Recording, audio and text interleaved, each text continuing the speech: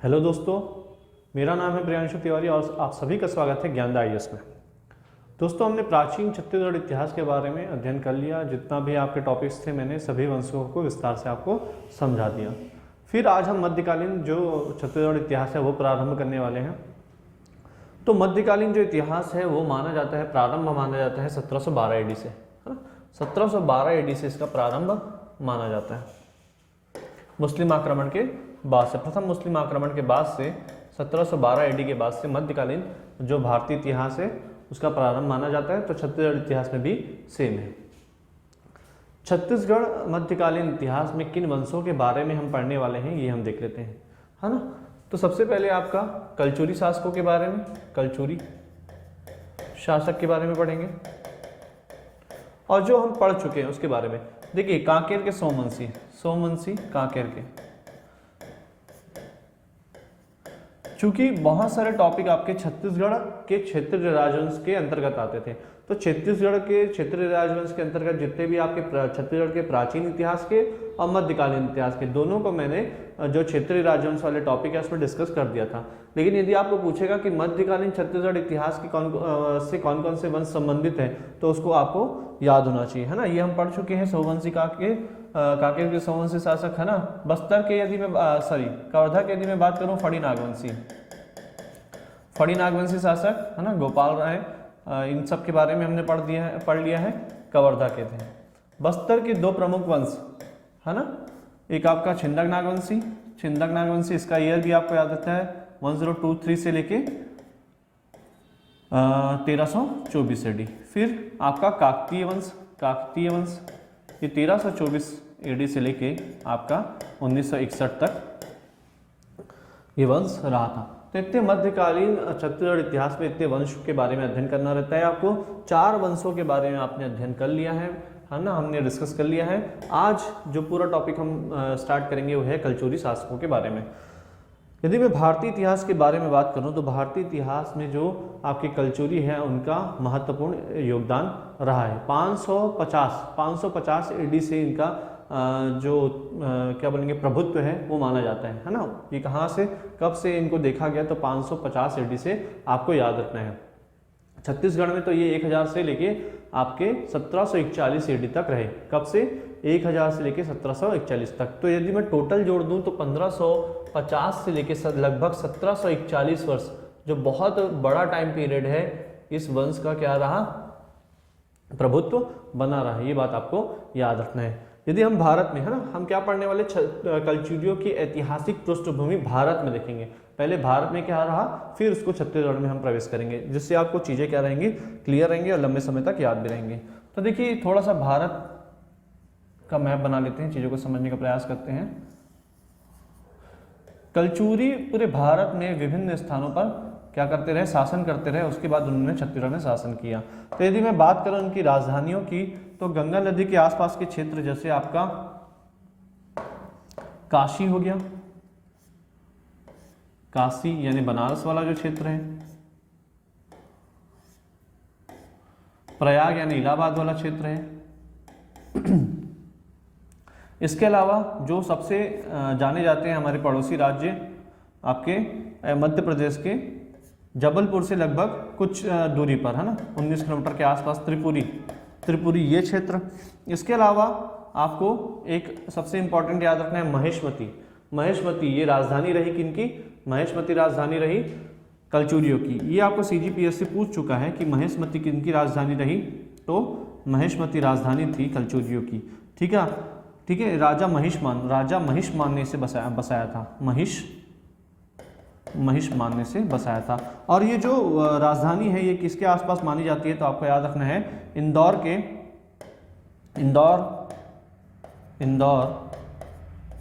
के महेश्वर क्षेत्र के आसपास ये क्षेत्र माना जाता है। महेश्वर क्षेत्र के आसपास ये माना जाता है। इतना आपको महेशमती के बारे में याद रखना है। तो कितनी राजधानी हमने पढ़ ली, पहला आपका प्रयाग याद रखिए, क्रम नहीं है लेकिन इतनी राजधानियां बनी थी आप याद रख सकते हैं। त्रिपुरी, महेशमती, ये क्रम नहीं है ना, ध्यान रखेंगे।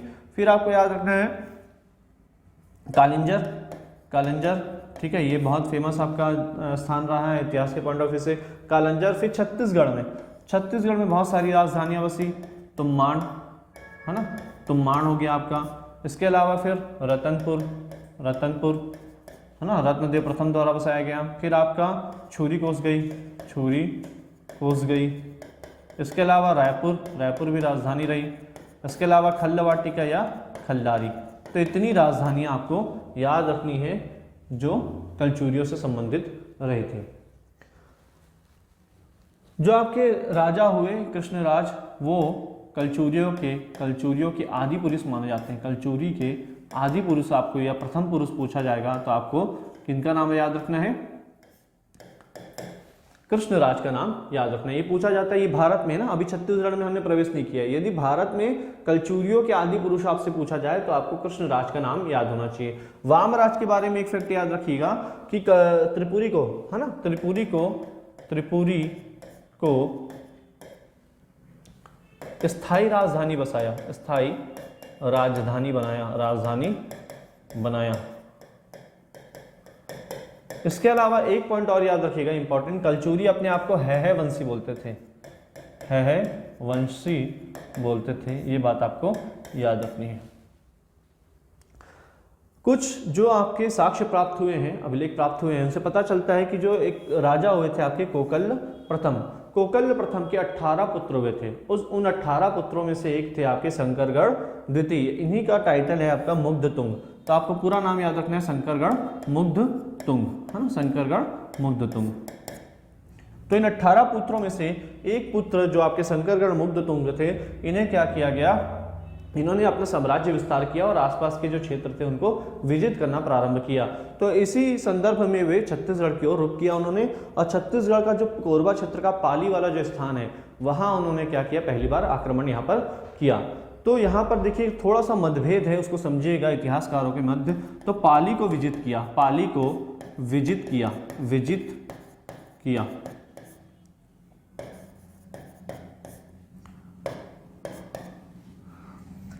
विजित करने पे इसमें दो बातें आती हैं कि बाणवंशी शासकों को हरा कर किया, बाणवंशी शासकों को या सोमवंशी शासकों को, उड़ीसा के सोमवंशी शासकों को। तो यहाँ पर इतिहासकारों में मतभेद है, थोड़ा सा ध्यान देंगे। मतभेद है कि बाणवंशी में किया या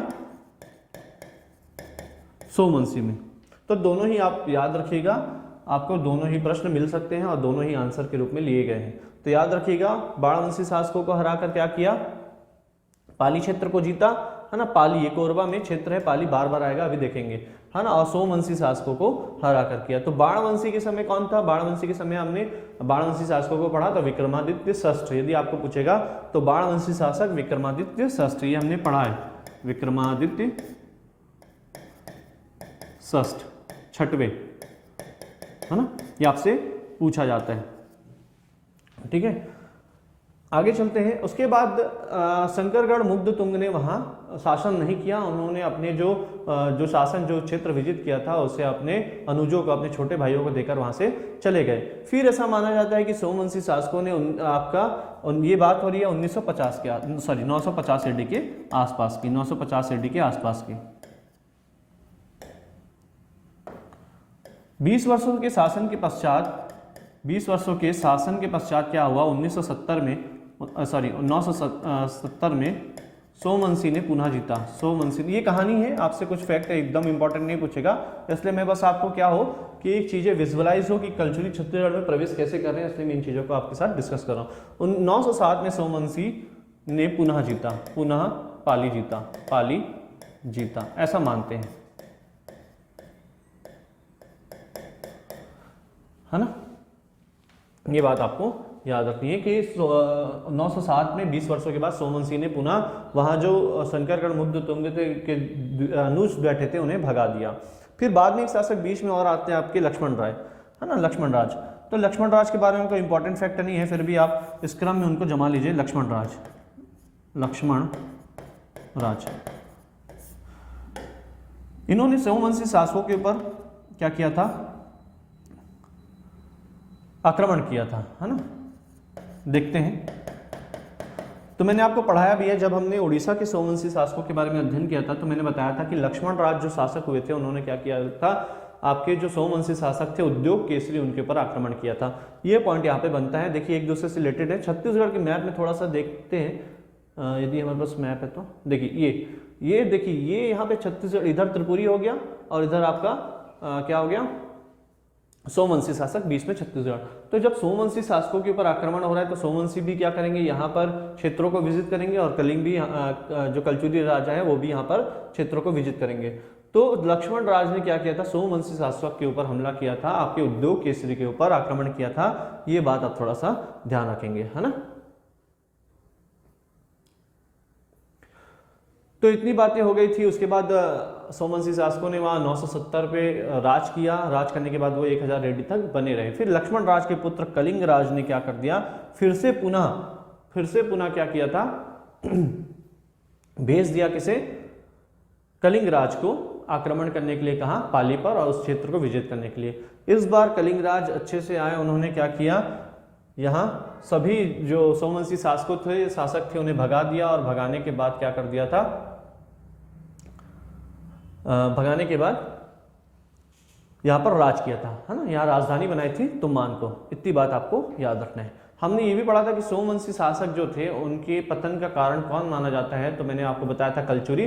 तो बात जो मैंने वहां बोली थी, मेरे ख्याल से आपको ये बात समझ में आ गई होगी कि कलचुरियों ने, है ना, देखिए यहाँ पे शंकरगढ़ मुग्धतुंग ने पूरा हरा दिया था और उसके बाद में जितने भी आक्रमण हुए उसमें सोमवंशी शासकों का पतन हुआ, उसका कारण कलचुरी शासक ही थे। इतना बात आपको याद रखना है। तो ये ऐतिहासिक पृष्ठभूमि हो गई कैसे भारत में कलचुरी का प्रारंभ हुआ और छत्तीसगढ़ में उन्होंने प्रवेश किया। चलिए आगे चलते हैं। जो फैक्ट हमारे एग्जाम पॉइंट ऑफ व्यू से इंपॉर्टेंट है वो हम पढ़ते हैं, है ना।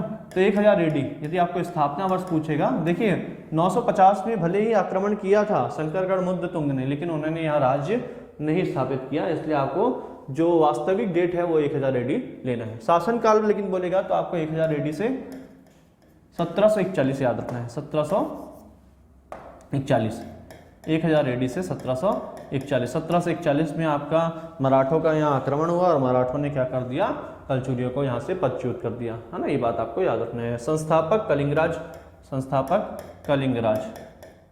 भारत में संस्थापक बोलेगा तो आपको कृष्णराज याद रखना है। देखिए अलग अलग रखिएगा, जो आप पढ़ रहे हैं उसको एकदम अलग रखिएगा। भारत में कलचुरियों के संस्थापक कृष्णराज, लेकिन छत्तीसगढ़ में कलचुरियों के संस्थापक आपको कलिंगराज लेना है, या वास्तविक संस्थापक को, है ना। अंतिम शासक के बारे में थोड़ा सा पढ़िए। अंतिम शासक यदि पूछेगा तो आपको याद रखना है, अंतिम शासक है रघुनाथ सिंह। ये अंतिम शासक थे कलचुरियों के। बाद में क्या किया गया, 1741 में इनका जो टाइम पीरियड था 1732 से लेके 1741, ये याद रख लीजिए। एक्चुअल में इनका पूरा टाइम पीरियड था 1732 से लेके 45। तो उसमें से यदि मैं दो भागों में विभाजित करूं, 1732 से 41 तक ये कलचुरी शासक, स्वतंत्र कलचुरी शासक रहे, लेकिन 41 से 45 क्या रहे, ये मराठा के अधीन रहे, है ना। मराठा शासकों ने रघुनाथ सिंह को क्या कर लिया था, शासन में क्या कर लिया था, अपना क्षेत्र स्थापित कर लिया था, मराठों का क्षेत्र स्थापित हो गया था। और भले ही रघुनाथ सिंह को शासक बना दिया गया था कुछ वर्षों के लिए, तो 4 वर्षों के लिए लगभग ये शासन, 3 वर्षों के लिए लगभग शासन रहे। तो यहाँ पे हमारा प्रश्न बन जाता है कि मराठाधीन प्रथम शासक, तो मराठों ने जब इस क्षेत्र को विजित किया तो उन्होंने शासन नहीं किया कुछ वर्षों तक, तो शासक किसको बनाया, रघुनाथ सिंह को। तो मराठाधीन प्रथम शासक, 2 लोगों को शासक बनाया और 2 लोगों को शासन किए, 2 राजाओं ने शासन किया। उसके बाद मराठा ने उन्हें हटाकर स्वतंत्र, आप पढ़ेंगे फिर, बिंबाजी भोसले ने यहाँ पे शासन स्थापित किया। तो मराठाधीन प्रथम शासक आपको याद रखना है रघुनाथ सिंह। देखिए क्वेश्चन के पॉइंट ऑफ व्यू से पढ़ना है आपको, है ना। तो उनका टाइम पीरियड, जब वो मराठों के अधीन रहे तो उनका टाइम पीरियड था 1741 से लेके 45, ये बात याद रखेंगे। अब पूरी तरीके से जो मराठाधीन जो आपके अंतिम शासक हुए वो थे मराठा, 2 ही हुए, तो प्रथम और अंतिम, मराठाधीन अंतिम कलचुरी शासक, अंतिम कलचुरी, ठीक है, यहाँ याद रखेंगे कलचुरी शासक है ना, कलचुरी शासक।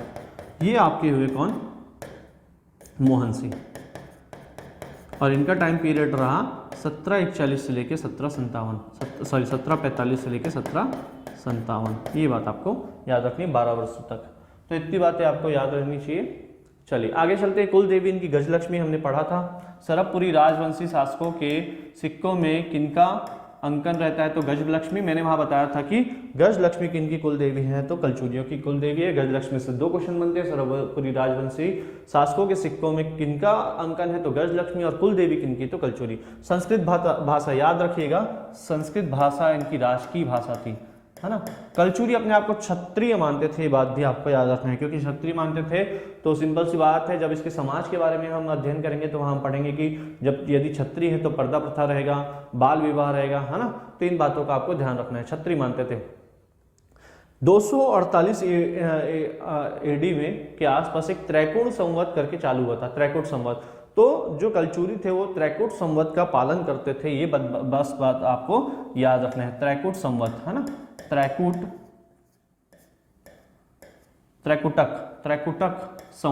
त्रैकुटक संवत का ये प्रयोग करते थे, और ये बहुत पहले, उनके पहले प्रारंभ हो गया था, कब, 248 एडी के आसपास। ये बात आपको याद रखनी है, का प्रयोग ये करते रहे, का प्रयोग कब तक करते रहे, तो ये 1000 एडी तक करते रहे, 1000 एडी तक करते रहिए, त्रैकुटक संवत का प्रयोग करते रहे। तो इतनी बातें कलचुरियों के स्थापना से संबंधित है, इतनी बात आपको याद रखनी है। चलिए आगे चलते हैं, फिर शासक आते हैं जो इंपॉर्टेंट है आपके, है ना। शासकों का क्रम पहले, है ना, हम किस सीक्वेंस हमेशा किस क्रम में पढ़ते हैं, पहले हमने शासकों के नाम याद किए, शासकों के नाम याद करने के बाद, उनके टाइम पीरियड याद करने के बाद ही हमने उसमें फैक्ट बैठाना स्टार्ट किया है। एक बार आपको शासक के नाम अच्छे से याद हो जाएंगे तभी आप फैक्ट बैठा पाएंगे, टाइम पीरियड अच्छे से, उस काल में क्या घटनाक्रम हो रही थी उसको अच्छे से बैठा पाएंगे, है ना।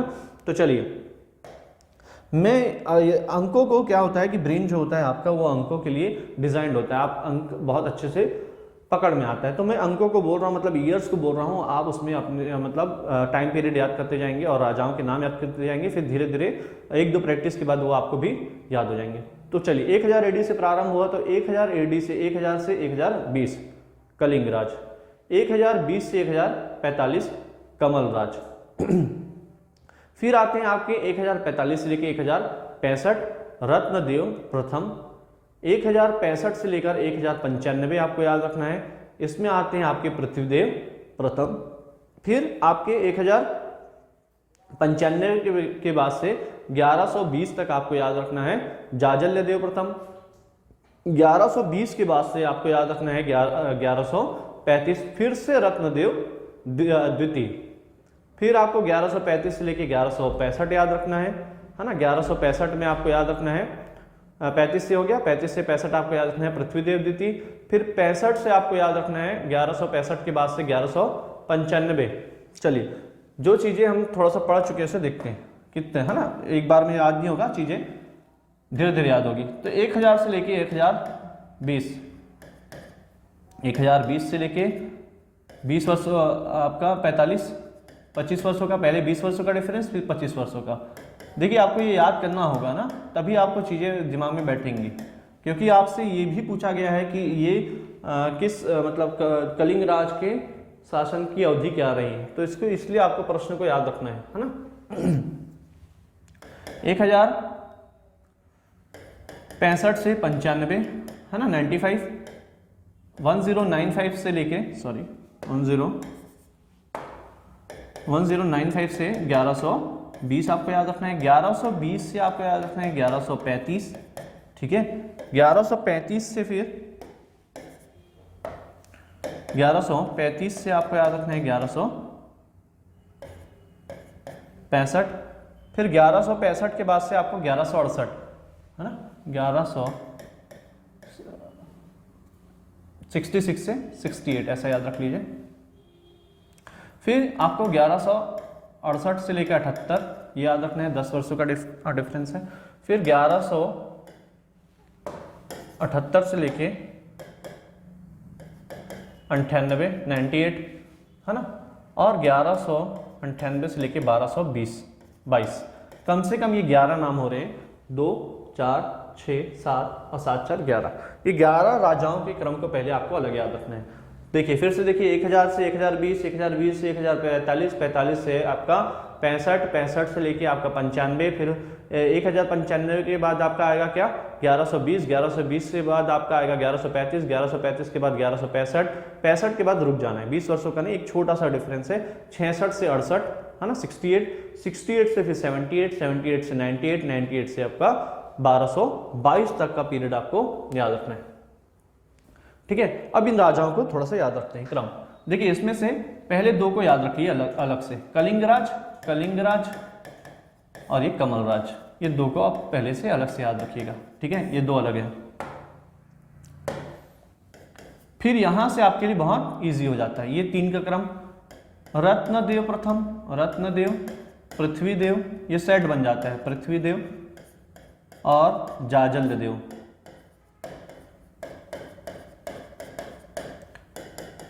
प्रथम प्रथम प्रथम, रत्न कहां से निकालते हैं? पृथ्वी से। ठीक है, और उसको जा बोल देते हैं। ठीक है, ऐसा याद रख लीजिए, रत्नदेव प्रथम, पृथ्वीदेव प्रथम, जाजलदेव प्रथम। फिर इसको यहां लाइए, ये वाला जो है ना, इसको यहां लाइए। फिर सेट बन जाएगा रत्नदेव, पृथ्वीदेव और जाजलदेव, सब में द्वितीय। ठीक है, क्या पीरियड था ये, कौन सा टाइम पीरियड था आपका? 1166 से लेके 68, ये बात आपको ध्यान रखनी है। ठीक है, अब आते हैं आपका जगतदेव, बीच में आ जाते हैं फिर अचानक से जगतदेव। जगतदेव, ये बात आपको याद रखना है। और एकमात्र इन तीनों में से, रत्नदेव, पृथ्वीदेव और जाजलदेव में से सिर्फ रत्नदेव तृतीय ही हुए हैं, ये बात आपको याद रखना है, रत्नदेव तृतीय। ठीक है, पृथ्वीदेव तृतीय नहीं हुए, जाजलदेव तृतीय नहीं हुए, ये बात ध्यान रखेंगे। फिर आपके आखिरी जब आते हैं शासक हैं, या मतलब इस टाइम पीरियड के बाद, वो है प्रताप मल्ल, है ना, प्रताप मल्ल। 1222 ही हम लोग क्यों याद किए? क्योंकि 1222 के से लेकर आपका 1480 इस टाइम पीरियड तक का जो कलचुरी जो इतिहास है, वो क्या है? अंधकार युग, इसको बोला जाता है अंधकार युग। मतलब नहीं है, हमें प्राप्त नहीं है, अंधकार युग, ये बात आपको याद रखनी है। अंधकार युग मतलब इस टाइम पीरियड की जानकारी हमें अच्छे से नहीं मिलती है, इसमें आपको याद रखना है। ठीक है, अब आगे जो शासक हुए उसके बारे में देखते हैं। कम से कम 11 शासक हो गए। आपको 8 शासकों के नाम और टाइम पीरियड थोड़ा सा और याद रखना है। चलिए टाइम पीरियड पहले देख लेते हैं। तो 1480 से प्रारंभ हो रहा है। 1480 से लेके 1580 के बीच में 2 ही शासक हुए। तो 1480 से लेके 1544, है ना, और आपका 1544 से लेकर 44 है, 1544 से लेकर आपका 1581 है। आप 80 भी याद रख सकते हैं। ठीक है, चलिए आगे चलते हैं। फिर आपके आते हैं कौन? नेक्स्ट अगले जो आपको सीधा याद रखना है, बीच के जो टाइम पीरियड के राजा हैं वो आपको याद नहीं करना, आपके एग्जाम पॉइंट ऑफ व्यू से इंपॉर्टेंट नहीं है। फिर आपको 1685, 89। देखिए ये जो टाइम पीरियड याद रखते हैं ना, उससे आपको क्या होगा, भारतीय इतिहास में भी टाइम पीरियड याद रखेंगे तो भारतीय इतिहास से कुछ चीज़ें यहाँ से संबंधित है। जैसे आपको पूछ देगा कि छत्तीसगढ़ के कौन से राजा आपके जहांगीर के काल में बंधक के रूप में रहे, अकबर के शासनकाल में बंधक के रूप में रहे, तो आपको टाइम पीरियड याद रहेगा तो आप चीज़ों को क्या कर पाएंगे, आसानी से कवर कर पाएंगे, है ना। चलिए, तो 1785 से लेके आपका 89 ये याद रखना है। इसके बाद आपको 1689 से फिर 1712 याद रखना है। ठीक है, फिर 1712 से 1732, ठीक है, इतना टाइम पीरियड 3 राजाओं को ऐसा याद रखना है। फिर 1712 से लेके 32 से लेके 32 से लेके 1732 से लेके 45 तक और 1745 से लेके 57 तक। देखिए ये पूरा याद हो रहा है, यदि नहीं हो रहा है आपको यहाँ तक, देखिए ये तो याद हो गया होगा। यदि ये पूरे याद नहीं हो रहे होंगे तो इसको आप ब्रेक कर सकते हैं, लेकिन आपको ये टाइम पीरियड याद रखना है ना। 1732 से 45 ये इंपॉर्टेंट है, 45 से 57 ये बहुत ज़्यादा इंपॉर्टेंट है। ये दोनों तो आपको याद होना चाहिए। ऊपर यदि याद नहीं हो रहा है तो 14-15, है ना, फिर 16-17 ऐसा आप याद रख सकते हैं। धीरे धीरे आपको याद हो जाएगा। तो 14 से लेके, देखिए 2 को मैं अभी याद करा रहा हूँ, 1480 से लेके 1580 के बीच में 2 राजा, 1480 से 1544 और 1544 से लेके आपका 1580 के बीच में 2 राजा होंगे, याद हो गया होगा। फिर आप 1580 को छोड़ दीजिए, सीधा 1685 में आइए। 1685 से लेके 89 तक सिर्फ 4 साल के लिए एक राजा। फिर 89 से लेके आपके कब तक, 89 से 1712 तक एक राजा और 12 से लेके 32, ये आपके 3 राजाओं का क्रम याद रखना है। और ये मेरे ख्याल से आपको ये क्रम और ये ऊपर नीचे तो काम आपको क्रम याद हो गया होगा। ये 100 साल का डिफरेंस है और ये आपको याद करना ही है, तो ये 2 तो याद हो जाएंगे, बीच में आप धीरे प्रैक्टिस करके इसको सीख सकते हो। चलिए, तो राजा बहारेंद्र साय और कल्याण साय, बहारेंद्र साय और कल्याण साय, देखिए ये याद इसी क्रम में करना है। इसका मतलब ये है कि सिर्फ आपको चीज़ें याद हो जाए, रट जाए, इसलिए मैं इन चीज़ों को इस क्रम में याद करा रहा हूँ। देखिए यहाँ से राजा का नाम, 3 राजाओं का नाम एक साथ याद हो जाता है। तराश, एक कोड याद रख लेंगे, तराश, है ना, किसी चीज़ को तराशते हैं। तखत सिंह, तखत सिंह। राज सिंह, राज से राज सिंह, और आपका स से सरदार सिंह। इसको बक याद रख सकते हैं, बक, बक के किसी को तराश सकते हैं आप, किसी को गाली देके उसको तराश सकते हैं उसके जीवन को, तो बक के तराश। तो ब से बहारेंद्र साय, क से कल्याण साय, त से तखत सिंह, रा से राज सिंह और स से सरदार सिंह, इतना याद रखना है। और रघुनाथ सिंह और आपको मोहन सिंह तो रट जाने चाहिए, बार बार आएंगे, रघुनाथ सिंह, क्योंकि जब भी मराठा पढ़ेंगे उसके पहले ये पढ़ेंगे, कलचुरी के एंड में इनको पढ़ेंगे, तो ये दोनों तो आपको याद होना चाहिए। तो इतने राजाओं के क्रम हमने पढ़ा डिटेल में, और आपको अच्छे से इन राजाओं को 2 पार्ट में इस तरीके से याद करना है उनके अवधि के अनुसार। अंधकार युग में, अंधकार युग में आपको अभी हमने जो पढ़ा कि ये टाइम पीरियड अंधकार युग है, 1222 से लेके 1480, लेकिन बाबू रेवाराम जो आपके इतिहासकार हैं उनके द्वारा क्या की गई, बताया गया कि इस टाइम पीरियड की भी कुछ जानकारी है। इस बात को आपको याद रखना है कि उनके द्वारा ये जानकारी दी गई। तो उसमें से एक राजा आपके लिए इंपॉर्टेंट है, वो है वीर सिंह। वीर सिंह, इसके बारे में याद रखिएगा कि रायपुर, रतनपुर कलचुरी, अभी हम देखेंगे कि कैसे रतनपुर से प्रारंभ हुआ, रतनपुर व रायपुर कलचुरी का विभाजन, रायपुर कलचुरी में विभाजन।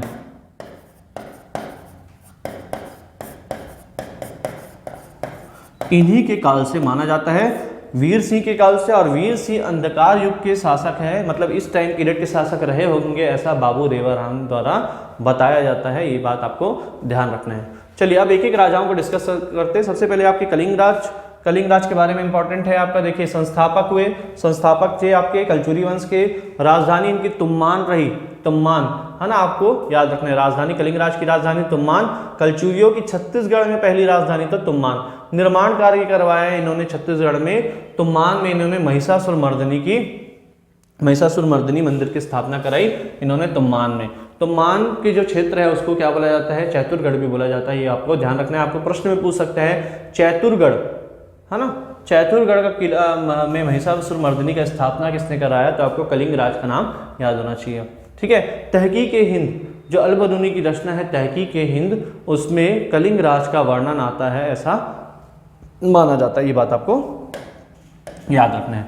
तो संस्थापक कलचुरी, ऐसा लिखिए, छत्तीसगढ़ में कलचुरियों के संस्थापक, छत्तीसगढ़ में कलचुरियों के संस्थापक, कलचुरियों के संस्थापक। राजधानी तुम्मान। निर्माण कार्य तुम्मान में, तुम्मान, इसको चैतुरगढ़ भी लिखिए, चैतुरगढ़ में महिषासुर मर्दिनी की, महिषासुर मर्दिनी माता की मंदिर, माता का मंदिर बनवाया था इन्होंने। वर्णन, अल बरूनी की रचना, अल बरूनी की रचना, तहकीक हिंद में इसका वर्णन है, तहकीक हिंद में वर्णन। ये बात आपको ध्यान रखना है। किस राजा का वर्णन, किस कलचुरी शासक का वर्णन अल बरूनी की रचना तहकीक हिंद में की गई, तो कलिंग राज का वर्णन आता है। नेक्स्ट है आपका कमल राज। देखिए ये है आपका जो क्षेत्र है, ये है तुम्मान वाला क्षेत्र, तुम्मान, है ना, तुम्मान, ये बात आप याद रखेंगे, है ना। ये त्रिपुरी वाला क्षेत्र, है ना, एमपी त्रिपुरी। तो जो त्रिपुरी यहाँ पे कलिंग त्रिपुरी त्रिपुरी के कलचुरी बने हुए थे, साथ ही साथ छत्तीसगढ़ में क्या हुए, कलचुरी वंश की स्थापना हो गई, है ना।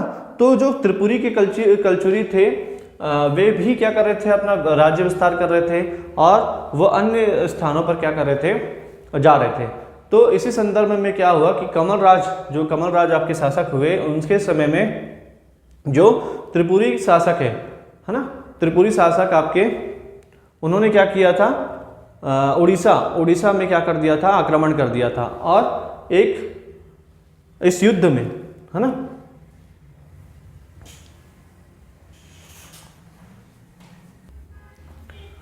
तो इस युद्ध में जो आपके कमल राज थे, उन्होंने क्या किया था, त्रिपुरी के शासक, है ना, त्रिपुरी राजा वहाँ क्या करते थे, युद्ध करते थे, या वहाँ पे अपना साम्राज्य विस्तार के लिए जो युद्ध होता था, युद्ध का प्रयास होता था, उसमें जो त्रिपुरी के राजा थे आपके गांगेय, त्रिपुरी के शासक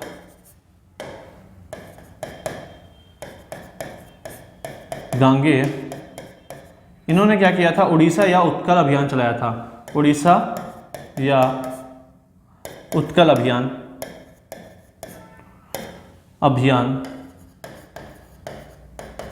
में सहयोग दिया था। ये फैक्ट बस आपको याद रखना है ना।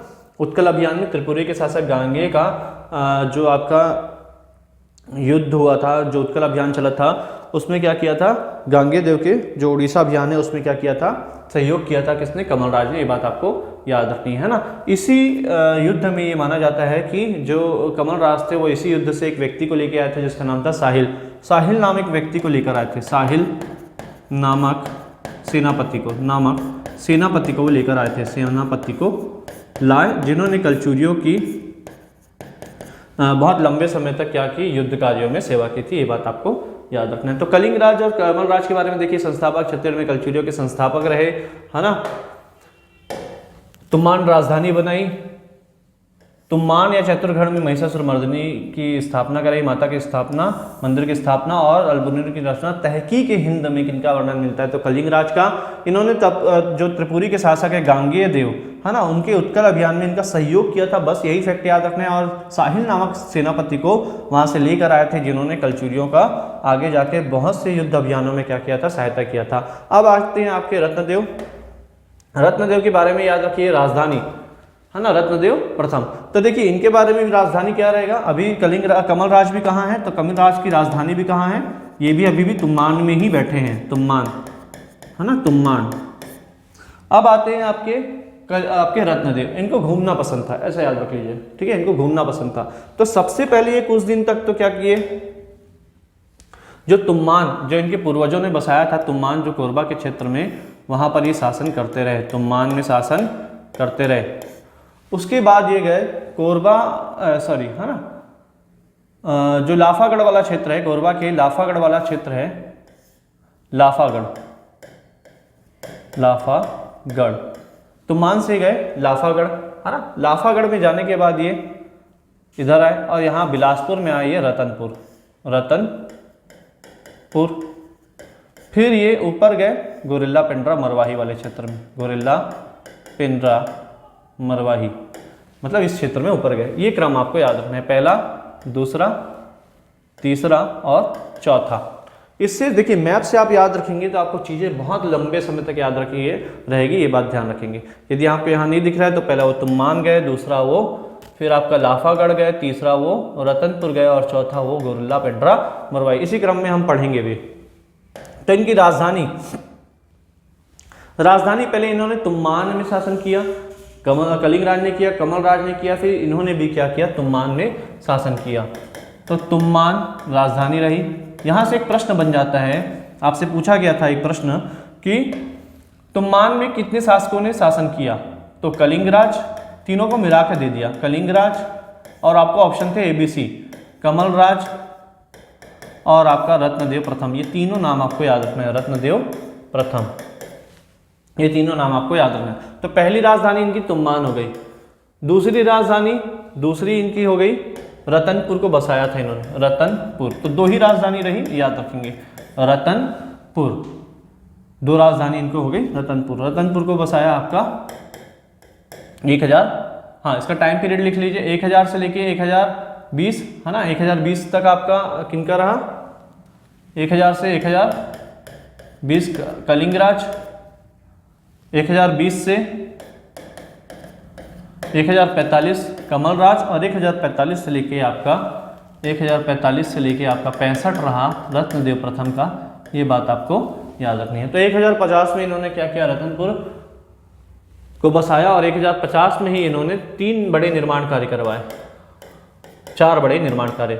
देखिए अभी ये तुम्मान में है, तुम्मान से निकले नहीं है, तो तुम्मान से निकले नहीं है तो 2 चीज़ें बनाई तुम्मान में, फिर लाफागढ़ गए वहाँ एक चीज़ बनाई, फिर रतनपुर गए वहाँ एक चीज़ बनाई, और फिर गोरिल्ला पंडरा मरवाही गए वहाँ उन्होंने विवाह कर लिया। ऐसे 4 स्थान आपको याद रखना है।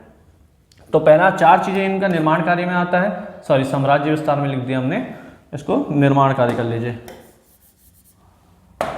निर्माण कार्य। तो सबसे पहले इन्होंने तिम्मान में 2 चीजें बनाई, तुम्मान में है अभी शासन कर रहे हैं, अभी गए नहीं है ना तुम्मान, फिर ये जाएंगे कहाँ, लाफागढ़, और फिर ये जाएंगे रतनपुर। ये बात आपको याद रखनी है। तुम्मान में इन्होंने बनाया रत्नेश्वर मंदिर, अपने नाम से एक मंदिर बनाया रत्नेश्वर मंदिर, ये बात आपको याद रखनी है। इसके अलावा तुम्मान में इन्होंने बनाया बंकेश्वर मंदिर। फिर लाफागढ़ में इन्होंने फिर से बनाया महिषासुर मर्दिनी का मंदिर। मतलब आप कंफ्यूज होते हैं इसीलिए क्योंकि आप मैप से नहीं पढ़ते हैं। यदि आप देखेंगे तो कलिंग राज कभी तुम्मान के बाहर गए ही नहीं, इसीलिए लाफागढ़ के महिषासुर मर्दिनी का स्थापना किसने किया, तो आपके रत्नदेव प्रथम आएंगे, ना कि कलिंग राज। कलिंग राज ने कहा किया, तो तुम्मान वाले क्षेत्र पे किया, है ना, जबकि आपके रत्नदेव प्रथम है उन्होंने किया था कहाँ, लाफागढ़ में कंफ्यूज नहीं होना है, लाफागढ़ को चित्तौड़गढ़ भी बोला जाता है। चैतुरगढ़ और चित्तौड़गढ़ में आप कंफ्यूज नहीं होंगे प्रश्नों के अकॉर्डिंग, है ना, लेकिन स्थान देखेंगे तो लगभग आपके चैतुरगढ़ और लाफागढ़ एक ही क्षेत्र आते हैं, लेकिन आपको याद रखना है दोनों अलग अलग हैं। आपके प्रश्न के हिसाब से आपको क्या करना है, अलग अलग रखना है ना।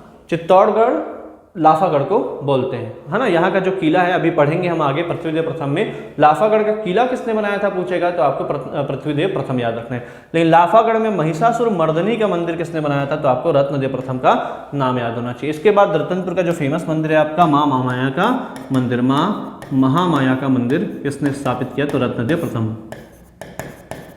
1050 ईस्वी AD आपको याद रखना है, 1050 AD, ठीक है। इतने निर्माण कार्य उन्होंने करवाए थे। रतनपुर के बारे में कुछ इंपॉर्टेंट फैक्ट, इसे कुबेरपुर भी बोला जाता था उस समय, कुबेरपुर। आपको पूछ सकता है कि कलचुरियों के शासनकाल में इसका नाम क्या था, और ऑप्शन में आपको रतनपुर ना मिले और आपको मिले क्या,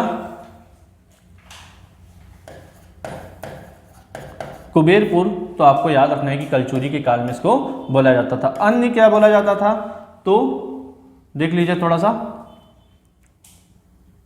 कुबेरपुर के अलावा मणि मिलता था, ऐसा मानते, मणिपुर बोला जाता था महाभारत काल में, ठीक है, मणिपुर याद रखेंगे, ठीक है। फिर मणिकपुर बोल दिया गया, मणिकपुर त्रेता काल में, चूंकि इसका जो एग्जिस्टेंस था रतनपुर का वो चारों काल में था, तो इसको चतुर्युगी पुरी भी बोला जाता है। ऐसा माना जाता है कि चारों युग में था, तो चतुर्युगी पुरी किसको बोला जाता है, अन्य नाम में आपको याद रखना है, चतुर्युगी पुरी रतनपुर को बोला जाता है। तो इतने पॉइंट आपको याद होने चाहिए। इसके अलावा हम देखेंगे कि साम्राज्य विस्तार, फिर 2 युद्ध आपको रतनपुर के मतलब रत्नदेव प्रथम के बारे में याद होना चाहिए। पहला है युद्ध तो नहीं, साम्राज्य विस्तार में बोल सकते हैं कि जो गोरिल्ला पेंड्रा मरवाही, है ना। पहले विवाह देख लीजिए, विवाह तो कोमोमंडल, ये जो क्षेत्र था गोरिल्ला पेंड्रा मरवाही, उस समय उसको कोमोमंडल बोला जाता था, है ना। तो कोमोमंडल में जो वजुक वर्मन थे, वजुक वर्मन की पुत्री नूनल्ला देवी से इन्होंने विवाह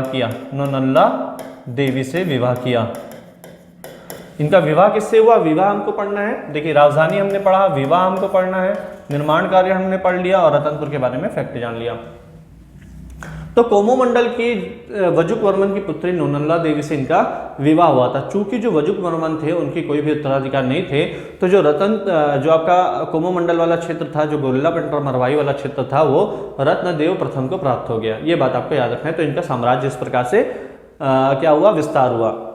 तो साम्राज्य विस्तार में दो चीजें, पहला इनको मिला, साम्राज्य विस्तार पे मैं यहाँ लिख रहा हूँ, साम्राज्य विस्तार में दो चीजें, पहले इनको मिला, है ना, ये बात आपको याद रखना है।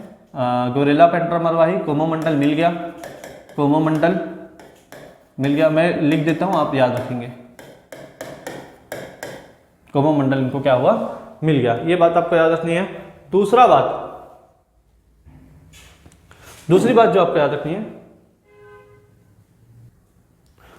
तो दूसरी बात जो आपको याद रखनी है वो है महाभवगुप्त, सोमवंशी शासक, सोमवंशी शासक महाभवगुप्त उद्योग केसरी, ये चतुर्थ थे, ये बात याद रखेंगे, चतुर्थ से सिरपुर का क्षेत्र छीन लिया ना, से सिरपुर इन्होंने ले लिया। आप अच्छे से लिखेंगे, मैं यहाँ पे जगह कमी करके कम लिख रहा हूँ।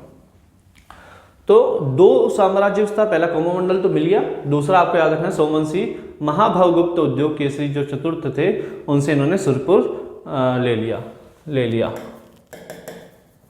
इतनी बातें आपको रत्नदेव प्रथम के बारे में याद होना चाहिए। तो एक बार फटाफट रिवीजन कर लेते हैं, बहुत सारी चीजें हो गई हैं। तो पहला चीज 1045 से लेके 1065 राजधानी, दो राजधानी रही, तुमान में भी आपका राजधानी रही, रतनपुर में भी इन्होंने राज किया। फिर निर्माण कार्य चार निर्माण कार्य कराए, तुमान से चलते, तुमान में 2, रत्नेश्वर मंदिर, बंकेश्वर मंदिर, ठीक है। फिर आपके लाफागढ़ आए, लाफागढ़ में महिषासुर माता का मंदिर। फिर यह आया रतनपुर में इन्होंने बनाया माँ महामाया का मंदिर। विवाह किया, ऊपर चले गए, विवाह करने कोमोमंडल चले गए, ऐसा घूम रहे है ना, ऐसा घूम रहे, और ऊपर चले गए वहाँ गोरिल्लापेंट और मरवाही, जिस क्षेत्र को आपका कोमोमंडल बोला जाता है, उस कोमोमंडल के जो प्रमुख थे वजुक मरवन, उनकी पुत्री नोनल्ला देवी से इन्होंने विवाह किया। बाद में उत्तराधिकारी ना होने के कारण वजुक वर्मन ने रत्नदेव प्रथम को साम्राज्य दे दिया। इसके अलावा एक साम्राज्य इन्होंने क्या किया, जो सोमवंशी शासक थे महाभवगुप्त चतुर्थ उद्योग केसरी, उससे इन्होंने विजित कर लिया सिरपुर वाला क्षेत्र। इतना बात आपको याद रखना है, किनके बारे में, रत्नदेव प्रथम के बारे में। इसके अलावा मैंने रतनपुर को कब कब क्या क्या बोला जाता है ये भी आपसे पूछा जाता है, ये बात हो गई। आगे आते हैं आपके शासक पृथ्वीदेव प्रथम। पृथ्वीदेव प्रथम के बारे में टाइम पीरियड क्या था,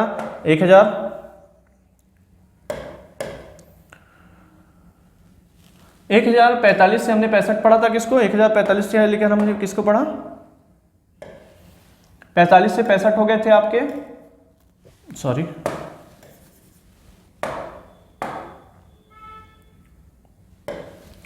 तो 65 से 95, ये बात आपको याद रखना है। 1065 to 1095। इनके बारे में उपाधियां, तो सकल कोसलाधिपति बोला जाता था, प्रचंड कोसलाधिपति इनके बारे में बोला जाता था। याद रखिए एकदम ध्यान से, आपको है ना याद रखना है, ये प्रश्न आपको पूछा जाता है, ये कई बार आपको सीजीपीएससी पूछ चुका है। सकल कोसलाधिपति की उपाधि कौन धारण करता है, तो सकल कोसलाधिपति की उपाधि धारण करते हैं आपके पृथ्वीदेव प्रथम। प्रचंड कोसलाधिपति की उपाधि तो आपको याद रखना है पृथ्वीदेव प्रथम। देखिए सकल कोसलाधिपति मैं पहले भी बता चुका हूँ, सकल कोसलाधिपति हमने पढ़ा था पांडुवंशी शासक नन्नराज प्रथम में, है ना। इसके बाद आपका सकल आपका क्या बोला मैंने, प्रचंड, है ना। सकल कोसलाधिपति हो गए, सकल मंडलाधिपति हो गए। इसके अलावा आपको समाधिगत शेष, है ना, समाधिगत शेष की उपाधि किसने धारण की, ये भी पूछता है, समाधिगत शेष की उपाधि किसने धारण की थी, तो आपके पृथ्वीदेव प्रथम। तो क्या क्या हमने पढ़ा, सकल कोशलाधिपति, सकल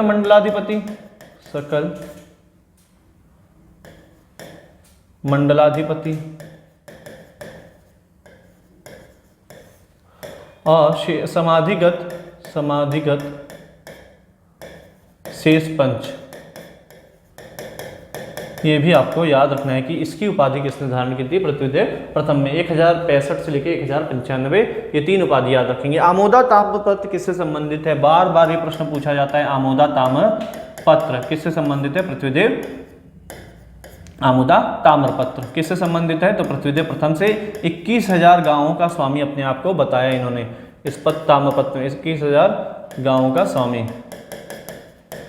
ये बात आपको याद रखनी है। निर्माण कार्य, ये भी अपने पिता की तरह ही क्या रहे थे, घूमे थे। चलिए, तो राजधानी तो ये बना लिए थे, किसको? राजधानी इन्होंने किसको बना लिया था? रतनपुर को।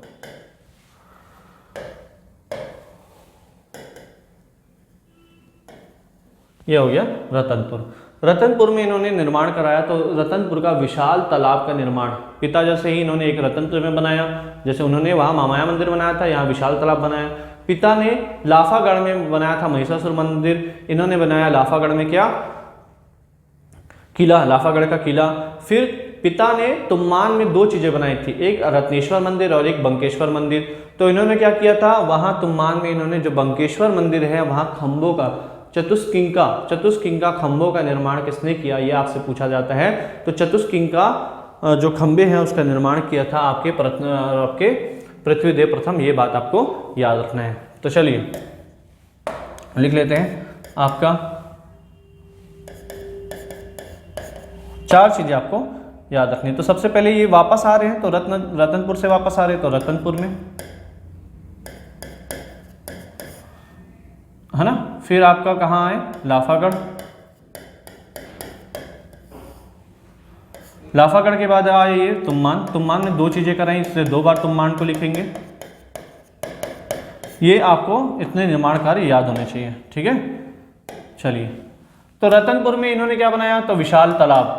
विशाल तालाब ये बार बार पूछा जाता है क्योंकि अलग है, ऐसा लगता है कि रत्नदेव प्रथम ने बनाया होगा, लेकिन नहीं। विशाल तालाब रतनपुर का किसने बनाया? पृथ्वीदेव प्रथम ने बनाया। लाफागढ़ आए, लाफागढ़ में लाफागढ़ का किला, याद रखिएगा, लाफागढ़ का किला छत्तीसगढ़ में। छत्तीसगढ़ कलचूरियों की 36 अलग अलग जगह गढ़ रहे, उसमें से लाफागढ़ एक गढ़ है, आपको याद रखना है। और किसने बनाया? आपके पृथ्वीदेव प्रथम। इसके अलावा चैतुरगढ़ भी एक गढ़ के रूप में पढ़ेंगे, है ना, कंफ्यूज नहीं होना है। लाफागढ़ चित्तौड़गढ़, लाफागढ़ चित्तौड़गढ़, है ना। लाफागढ़ को चित्तौड़गढ़ की संज्ञा दी गई थी। बोला जाता था कि जो चित्तौड़ का किला था आपका महाराणा प्रताप का, वैसा ही किला लाफागढ़ का किला था जो अभेद्य किला माना जाता था। इसीलिए लाफागढ़ को किसका किला बोला जाता था? चित्तौड़ के किले से क्या किया जाता था? कंपैरिजन किया जाता था। ये बात आपको याद रखना है। लाफागढ़ का किला चित्तौड़गढ़। तुम्मान में आए उन्होंने। तुम्मान में पिता ने बनवाया था क्या? बंकेश्वर महादेव का मंदिर। तो बंकेश्वर मंदिर इन्होंने नहीं बनवाया, बंकेश्वर मंदिर में